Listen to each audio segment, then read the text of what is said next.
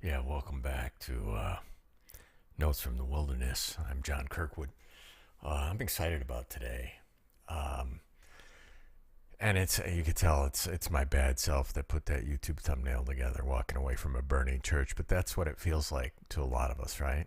That people that leave a bad marriage or that leave a bad relationship, oftentimes they'll burn some of their belongings just to kind of get closure. It might be symbolic or something. Now, I'm not suggesting anyone should burn a church down. I'm just saying that in our minds, sometimes we're burning up the trauma from our past or those things that we think were chaff that we honored in the past that don't deserve it, and so forth. That's what deconstruction is for many of us, is a look back on what we once valued that now we find not only wasn't a value, wasn't an asset, but if it continued, it would be a liability, and a destructive one.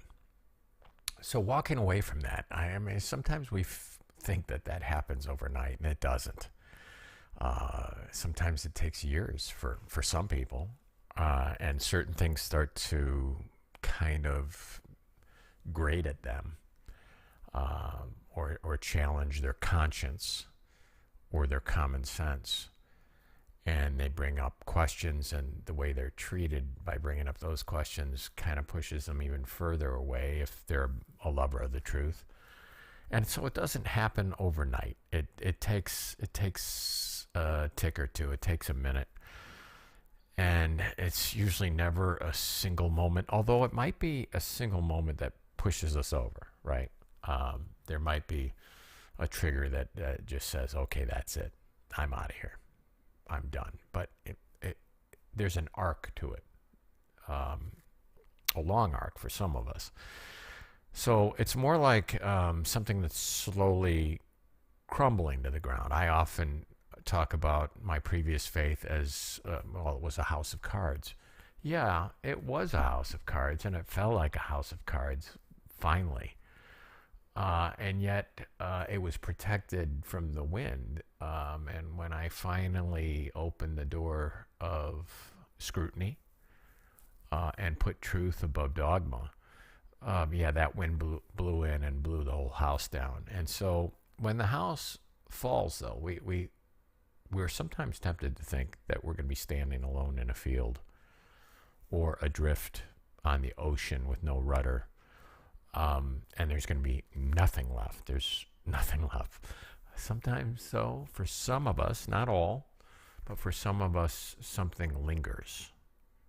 Something stays, something persists. And this isn't, I'm not talking about like dogma that's been forced into us, although some of that needs to be unpacked over time. I'm not talking about doctrine, but just kind of the presence of mystery, or something calling out to us beyond what we can nail down as rational or reasonable. And I'm not making a picture for superstition. I'm not. I'm not trying to drag you back into faith either. I'm just saying that sometimes there's a question that refuses to be silenced, or just a feeling, just a gut feeling, or something in us. Now, before all my scientist friends or my rational friends or even my atheist friends bail on me, stick with me, because I think even if this isn't true for you, it's going to help you understand your fellow travelers, because there's many of us. So what stayed for me, I'm going to share that with you next week. The things that linger for me, the things that persist, the things that I still even cherish. I'm going to share that with you next week. I don't want to, though, influence or distort in any way your opportunity to do your own spiritual audit, which is what I'm going to suggest you do between now and next week. And many of you have been doing this already, and many of you may have not put it to words, or you haven't gotten literate with it, but in the back of your mind, it lingers. The questions, the feeling persists. The sacred hasn't gone away, right? So for me, though, even after I let go of God as a weapon, God as a scorekeeper, God as a mascot for my country, we're surrounded by people who still believe that God is a mascot for our country or for Israel. Still something lingered. There was still something that even drew me into spiritual conversations that make me stop on YouTube when I see, conversations of this type. Now, I will say that I don't really go near my library anymore, all these theological books, because to me, most of those, frankly, are like hearing two annoying Star Wars nerds argue over the order of the movies or over some, some just ludicrous detail in like the cartoon series or something. And that's how I feel when I hear Calvinists and Arminians argue and they're talking about theology, because they're as geeky as these Star Wars people, because and there's as little fruit that comes from that. But that's a subject for another day. When I walked away and my attitude toward God changed, and the scales kind of fell from my eyes, I got to a place where I was more comfortable telling you what I know isn't true than what I know is true. And it comes from a different world, because in my previous world, we knew what was true. We were certain. And we could tell you just about every subject. And if we couldn't, we'd go search in our circle of truth what the answers were for some of the difficult questions. And those answers weren't satisfying, but it would be something to pull out. It would be a card in this great game of war that we were playing with the other side, yeah, but what about this? What about the Crusades? Oh, let me look for my Crusades rebuttal card, that kind of thing. What about evil in the universe? Oh, let me see what, so-and-so said about William Lane Craig says about it. And most of those answers are ludicrous and nonsense, but that's the world we came from, a world of certainty, a world of we know exactly what's true, and we feel sorry that you don't. Today, I'm much more comfortable in telling you I know what's not true. I know a lot of those things I used to believe about God are not true of a God who exists and is worthy of worship. If a God exists and is worthy of worship, those certain things can't be true. So I'm much more comfortable telling you what I'm pretty confident isn't true, which might be hypocritical of me, I don't know. But there are things that I couldn't unsee. There are things in a quiet or a sacred place that I once called holy. Love I don't deserve, or the ache for something more. There's still things there now that I haven't fully unpacked, and that still persists. I have to be honest with you. I have to confess something. I love Carl Sagan, and I know there's many believers, even some unbelievers, who don't like Carl Sagan, think he's the enemy. But his mind fascinates me. I love reading his books. I love his wife. I've even read his daughter. But there's a moment where, he acts very humbly.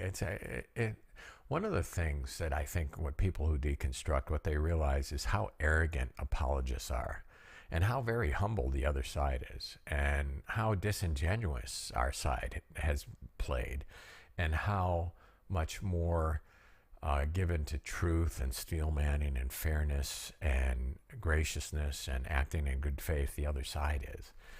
And when I first broke free of my evangelical chains and decided to read all those people that I was told not to read when I was in the circle, I dove into Carl Sagan. And one of the things that struck me was how humble he was and reasonable. And if you've seen the movie Contact with Jodie Foster and Matthew McConaughey, he actually acts in a very humble way in one scene where Matthew McConaughey plays a Christian, and Jodie Foster, of course, is this atheist, scientist, materialist, and they're arguing about faith and proof. And a little bit out of frustration, McConaughey says to her, his character says to her, do you love your father? And she responds instantly. She says, yes, very much. And he says, prove it. And there's this uncomfortable moment of silence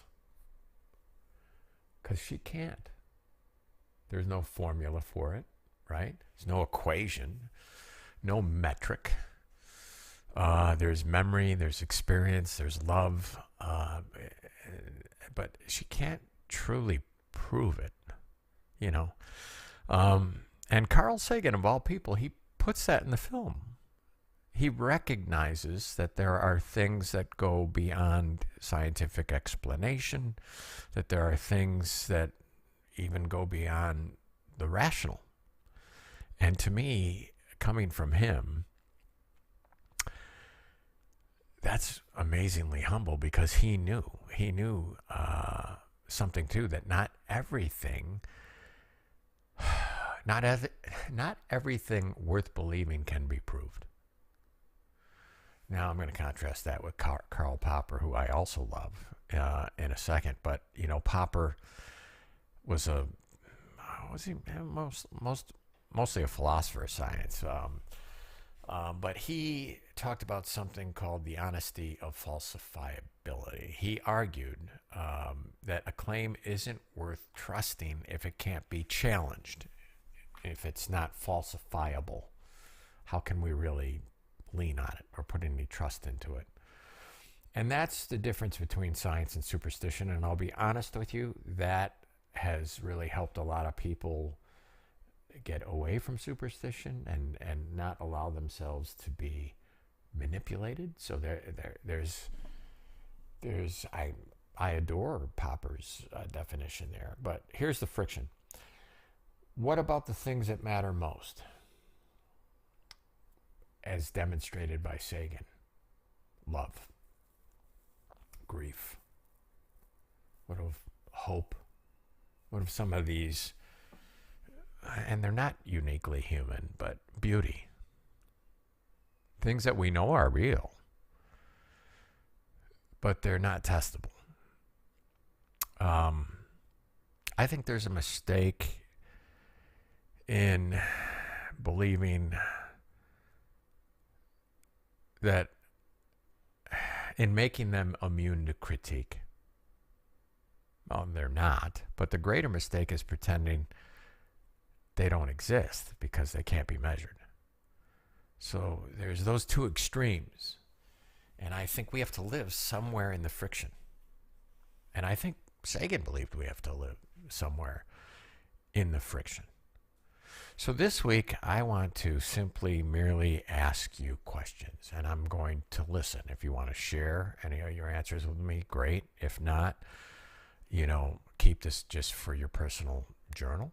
That's fine too. I'm going to share some questions, and we could do a spiritual audit of where you are and aren't on your journey away from that burning church, that burning tradition, that burning denomination, that burning faith group, that period of certainty where you lived in what you now see as kind of a primal superstition, an unfortunate way of life. So let's kind of see where our coordinates are right now by asking some questions, some probing questions of ourselves. So let's start with, have I ever felt, oh, you're not going to do that to me. You are going to do that to me. It's going to fast forward, and I don't want it to fast forward. So let's restart. What still stirs awe in me, even if I can't explain it? Now, before I get a bunch of emails telling me this is nonsense, I understand that none of these questions and none of these answers to these questions prove there is a God. I'm not out to do that. Not out to do that, because there may not be a God. I grant you that. I'm a hopeful agnostic. I lean toward there being a creator. very different from what a lot of people think, but I'll tell you next week why. But for now, I just want you to, as a test of where you are, just consider these questions. I'm not trying to prove anything. I'm not trying to drag you back into a square called faith. If you're an atheist or an agnostic or still somebody who doesn't know what they are, just trying to figure it out because you find yourself naked in the field after the fire, let's just pretend we're sitting together having a cup of coffee. Or you're alone in privacy and safety, and you can ask these questions and think about these questions. What still stirs awe in me, even if I can't explain it? Could be the love of a mother. Actually, it could, the lack of love from a mother might stir something in you. I wouldn't call it awe, but there are some things that make us go the other way too. But what still stirs awe in me, even if I can't explain it with an equation or a formula? What does that for you? And I'll try not to move too fast through these. I got 10 of them. And you could just pause if you want to write them down for your own journal. You could just pause the video, write them down, and consider them. Have I ever felt truly seen, deeply loved, or radically forgiven? And where did that come from? Now, I will grant the most rabid skeptic that there doesn't need to be a God for this to be true. If you've been felt, if you've felt at any time in your life that you were really understood by somebody, or if you've ever felt deeply loved or radically forgiven, that doesn't mean there is a God. I grant you that. But it might be something we can't truly quantify, because in a material universe, we kind of think of it as transactional. And there are some things that go beyond the transactional expression. 3, what parts of the story of Jesus, if any, still haunt me in a good way? Now, maybe you come out of a different faith tradition. That's fine. You could substitute Jesus for whatever it is. Because I'm going to argue next week that this is kind of a universal question, even if you weren't a Christian or deconstructing from Christianity. That there are some similarities, no matter where you grew up or what tradition you grew up in. There are going to be some things that are relevant that we consider. So what parts of the stories of faith that we grew up in, if any, still haunt me in a good way? Now, I'm going to particularly talk about Jesus next week, because I really think Jesus gets the shaft, mostly from Christians, but even from atheists who have left the faith and they're bitter about the faith and they take it out on Jesus. And they're not completely wrong, because they're taking it out on the Jesus that they were introduced to. And I'm just going to suggest to you that might be another and different Jesus. Because these same people, and I'll talk about this next week, the same people who don't like Jesus, like people who are just like him, love people who are just like him. They love the story of Robin Hood or of Zorro. They love to see truth stand up to power, even at great personal sacrifice. I've met atheists who were once Christian who can't stand Jesus. I had a conversation with one of these guys, and his favorite work is The Lord of the Rings, and he loves Strider. Loves Strider, doesn't like Jesus. Strider is Jesus in The Lord of the Rings, guys. Or this is true of that little boy who wrote C.S. Lewis, and he was worried because he loved Aslan more than he loved Jesus. Do you get the drift there? We'll talk about that next week. What parts of the story of Jesus, if any, still haunt me in a good way? Do I still long for justice, beauty, or healing in the world? And if so, where does that longing come from? Now, I know the rebuttal is that the apologists take this too far, and they say that there is no justice apart from God. Like there's nothing beautiful apart from God. There's no good thing apart from God. And I think that's taking it too far. But I understand their argument, but I just think that's taking it too far. But we'll talk about this today. I'm just suggesting these as prompts to get you thinking, to get you to figure out where you are right now. Now, listen, don't feel like you have to answer any of these, any one of these or all of these. You're still grappling with them. So am I. And your answers may change, but they probably won't go back to where they were. I mean, that's the thing, right? We grow up. Once we're potty trained, we don't go back. Well, I guess we do go back to diapers late in life, but you know what I'm saying. Once we grow beyond a certain stage in learning, we don't go back. And so there are certain things we won't go back to, but there are certain things that stayed with us on the way out.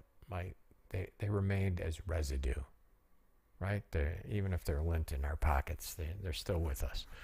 5, do I reject faith entirely or just the version I was handed? This might be the most important question because some people feel so burned, feel so angry that turns into bitterness. And like a woman who goes through an abusive relationship and a nasty divorce, and then she holds that against all men. And we know that's not rational. We know it's not even reasonable. And yet we understand it because it was so painful. Now, do I think that is a wise thing to do? To apply all that hurt and pain and blame on everyone else who didn't have a cognitive role in it? Who most likely would have acted differently? Yeah, and I think, but it takes a period of growth to get beyond sometimes the trauma that we've been through. So I think this is an important question. This kind of tells us where we are kind of in our stages of grief, right? If we're still angry, or if we're still in denial, or have we grown into an acceptance area where we could now have a little better discernment over, not everything. It wasn't 100% bad. Maybe there's 5% that still makes us smile. Do I reject faith entirely or just the version I was handed? It's a great question. That's I don't know why I put that 5. 6, when have I felt most alive and most connected? Did anything sacred feel nearby? Now, I bring this up because many of you didn't have a born-again experience when you were in the faith, but you had a born-again experience when you left it. And that's okay. And that's actually exhilarating. You walked away from error. You walked away from hurt. And it felt good. Healing feels good. Growing feels good. Liberation feels good. And it might have been so pervasive and so all at once all the Legos began to fall, that it was a rush, right? And you felt most alive because for the first time you can order a pizza with what you wanted on it. You left an existence that was black and white with the sound turned down, and you came into an existence that was Dolby Digital 7.1, whatever the highest quality is right now, in an IMAX screen. So your boundaries were expanded, and I don't mean boundaries that you set up against badness. I mean, you could learn things that you weren't allowed to learn before. You could experience things that you thought were taboo and actually are health-giving and wonderful.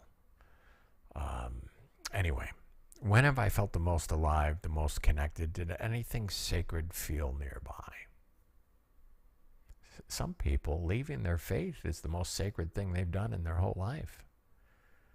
walking away from the sacred sometimes feels like they now stand on hallowed ground outside the church, and you do. 7, almost done here, folks. Stay with us. What do I hope is still true, even if I'm afraid it might not be? That's probably the hardest question out of the 10. What do I hope is still true, even if I'm afraid it might not be? I mentioned J.R.R. Tolkien's work, The Lord of the Rings, recently. And, when he was walking on that walk with C.S. Lewis, dragging that atheist to a place of belief, that most reluctant convert, he talked about the story of Christ and compared it to Balder the Great because he knew, I almost called him Lincoln, he knew C.S. Lewis had a passion for Nordic myth and was moved by these stories, moved to tears and to joy. And he said to him, why is it that you find the beauty in Balder the Great is dead, and you don't find that beauty when it is in Christ? He challenged a persistent prejudice that was built into to Lewis's atheism, and got him to see Jesus in a different way again, to give him a different read. But Tolkien in that conversation says the gospel, the good news, the real story of Jesus, the story of not men dying for a god like in the virgins thrown into volcanoes for primal gods, but actually God dying for men, dying for, sacrificing for his creation. That story, Tolkien says, is a beautiful story, and the one that every man truly wants to believe. Every man truly wants to believe he's desired by his father, and his father would jump in front of the train for him to save him. That story has lost its beauty in our time. Severely lost it. We've forgotten how to tell it. But what do I hope is still true, even if I'm afraid it might not be?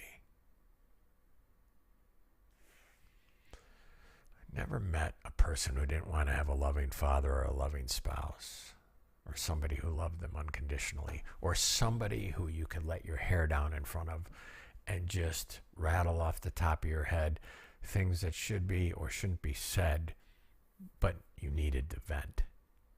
To be seen and to connect with somebody who didn't judge you or who gave you grace and space. We don't always have to call this person God, but imagine that. What do I hope is still true, even if I'm afraid it might not be? All right, 8. What voices do I still hear when I'm alone? What voices do I still hear when I'm alone? Now, those voices are probably all yours. I say this, from a scientific perspective. We have multiple voices in our head that have a conversation. That's why I love those recent movies about emotion. Have you seen those animated films, those cartoons, where we're seeing a little girl's emotions play out in her head as she's a hockey player or something? I can't remember the name of the movies, but they're fabulous movies. And yeah, we have different voices in our head, and we have conversations with ourselves, and sometimes one voice overrules the other. It's not two voices, it's many voices. Not to the point of Shyamalan's Split, but yeah, some of us kind of close. We're kind of close. What voices do I still hear when I'm alone? Not all those voices sound like God, but maybe some sound sacred. Maybe there's a persistent nagging when we get down with our bad self that says, what if I'm wrong? That says maybe count to 10. That says maybe you shouldn't judge this way because you wouldn't want to be judged this way. What are those voices of restraint? Yes? All right, 2 more. Is there a spiritual instinct in me I've silenced because it didn't fit the rules? Now, I bring this one up for 2 reasons. We lived under this. in our faith system. There was a spiritual instinct that was driven into us that silenced our critical thinking and our difficult questions. It wasn't a positive thing. It wasn't a spiritual instinct. It was a communal instinct. It was a get right with the pack instinct. It was a tribal instinct. But is there a spiritual instinct on the other side of that that I've silenced because it didn't fit the rules? Do I somehow now think that I've walked away from faith, that I have to stymie all those inclinations towards what people would call faith? Am I doing something? Am I putting a gag over something that should be allowed to speak freely just because I might be judging it as a voice from the past? And actually, it's the voice of the past that let us out of the cave. It's a voice that yearns us to continue to seek for the truth. No matter what, though the heavens fall. Let justice reign, let truth reign, though the heavens fall. Are we stymieing that voice because some in our new group would call that faith? That happens too. Last question. It says 1. That's a typo. What kind of God would well, maybe it should be 1. I made it 10 for a reason, because I wanted you to go through these other questions before you got here. But maybe it should be 1. I just didn't want you to stop after 1, so I put it 10. What kind of God would I hope for if such a God existed? This, I stand corrected. This is the most important question out of the 10. Because you can be an atheist and still posit this prompt. Still take this prompt and say to yourself, all right, well, let's just say a God did exist. What would he or she or they look like? Because atheists do this too. You know how they do this? They do this in the rejection of the foolish gods that are offered to them. And they know that that God can't exist, or if that God did exist, isn't worthy of worship. They know the God of Psalm 139 isn't worthy of worship. They know the God of Genesis 6 isn't worthy of worship. And even Christians know that. Christians know that those kind of things that you find are very different from the way we see Jesus and we hear Jesus. And you can't, no matter how you contort yourself, make them equal, make them the same, make them 2 of the 3 persons of the Godhead. Nope, doesn't fit. It's a square and a circular hole. Doesn't fit. But what kind of God would we hope for if such a God existed? That's a good question. There's a further question that makes it even more difficult. And if that God does exist, does it fit with the world that we live in? Does it fit with the world that we see?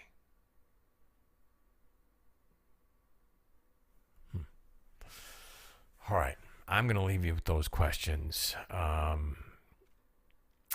However, I want to take a swing at one trope I heard recently. I think it yesterday. I'm friends with many scientists. Many of them are people of faith.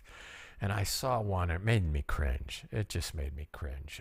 Post the other day that something about Beethoven. If you've heard Beethoven's Fifth and you don't believe in God, there's something wrong with you. It's like I've had friends say, if you could look at the Grand Canyon and not believe in God, there's something wrong with you.